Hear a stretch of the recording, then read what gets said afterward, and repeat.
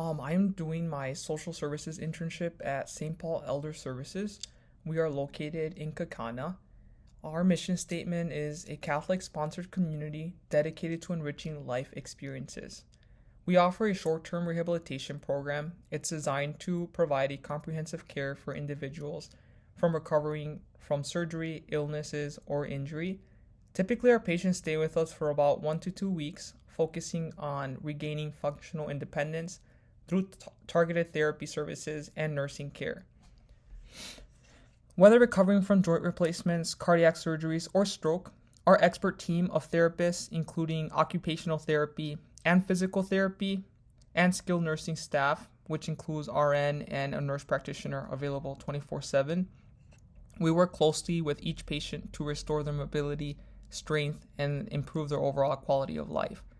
Our goal here is to help each individual return home safely and upon discharge assess if they need help transitioning to long-term care or assisted living. And social services is responsible of making those referrals. We also do referrals for in-home care services for PT, OT, and RN. And overall, we just want them to go home safely to a supportive environment where they can thrive. Now moving on to the focal system. We primarily focus on the geriatric community for short-term rehabilitation program. Our facility supports a wide range of patients from individuals in their early 20s to their 90s, depending on their specific health needs and depending on insurance coverage and specific disabilities. A typical patient is someone who requires post-surgery aftercare or therapy services following an illness or injury. For instance, patients often come in for aftercare following joint replacement, stroke recovery, or cardiac surgery.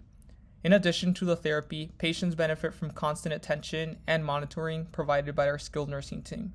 We have a nurse practitioner and an RN available 24/7. A genogram example that we can use for a patient. For HIPAA purposes, this is a made-up scenario. We can include Mr. Thompson as the main individual, but then we can have he can have a wife named Ava, and maybe some grandchildren supportive in his care. And sometimes we see a lot of community churches come in to support their need when one of their members falls ill. Some of the challenges some of the patients face, for example, we're using Mr. Thompson. It could be mobility issues and just giving up that independence. It's very hard for individuals to let that go, to have a nurse or a CNA do your daily cares.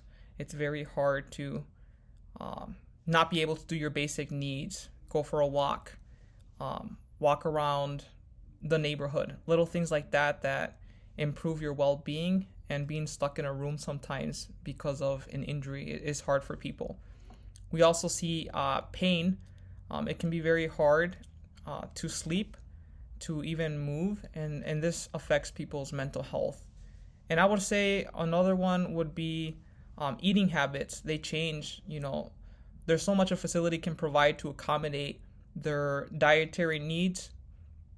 And it's not like you can just cook a steak, since you're at home. You kind of have to adapt to the food being provided at the facility here, and it can be hard for some individuals. Some strengths that Mr. Thomas has is motivation to recover. He wants to go home and go back to his daily routine and be there for his wife. So he has that positive attitude and determination to work hard in therapy. Another strength we would say is strong family support. His wife being there and maybe some church members being there as well to help his mental health is a strong strength.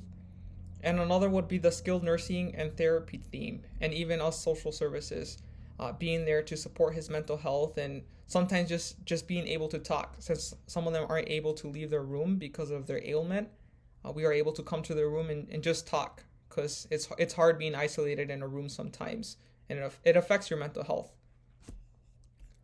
Some barriers that I see with some patients is lack of long-term health insurance, so it can be quite costly. At the facility I work at, it's $595 per day without adequate insurance, and that can get quite costly pretty fast. And the emotional strain that I've seen is another barrier. Your mental health deteriorates. Again, like I said previously, it's not like you can go for a walk or go for a run when you're feeling anxious. It's hard being isolated from those you love in a room and giving up your independence. Now moving on to an eco map. So the patient would be in the center. Mr. Thompson would have, church on the outside with a strong connection, dietary services with a weak connection, social worker, a strong connection. We are constantly doing assessments for the patient. Maybe some possible friends would be a strong connection, helping again. That mental health is important to have motivation to interact with your therapy team and even your nursing team. The physician, they're there, but they're not there all the time interacting with the patient. So I would say weak, but they're there for support if needed. Extended family, sometimes visiting helps boost their mood. So I would say pretty strong. Another strong would be the therapy team, including occupational therapy and the physical therapy. And another strong relationship that I see is the nursing team. Nurse practitioners, RN, and CNAs constantly monitoring and charting their progress so they can thrive. And sometimes this one can differ, the power of attorney. Sometimes it can be weak or strong, but sometimes they are needed for individuals that aren't able to make their own care decisions.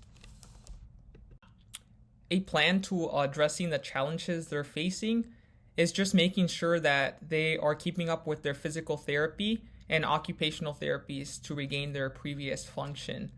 At our facility, usually 5 days into therapy, we like to have a care conference, which includes their interdisciplinary team, physicians, nurses, and physical therapy and occupational therapy, and us social services. We like to review their PHQ-9, BIMS assessment, and their social determinants of health, and include the family as well to be part of the interventions needed to be successful at the facility. We choose these interventions with the client. How is therapy working? How can we improve your ability to go longer in therapy? A lot of the time it's talking to the nurses and doctors to help manage their pain. A lot of people leave the hospital and don't have proper pain management. So it is our job here to talk to the patient and be, how are you doing? And have their feedback to create interventions to meet their needs. After a week or a week and a half, we like to start discussing discharge plan. And again, it's until the client feels ready to go home. But we talk about, are you going to need in-home care services such as PT, OT, or RN? And sometimes some individuals aren't able to drive, so we need to set them up for Meals on Wheels. It's a program where individuals volunteer and cook homemade food for individuals that aren't able to go out and grocery shop. And this is usually done per county. All right, that's all the information I have. Thank you for listening, and that's St. Paul Elder Services for you guys.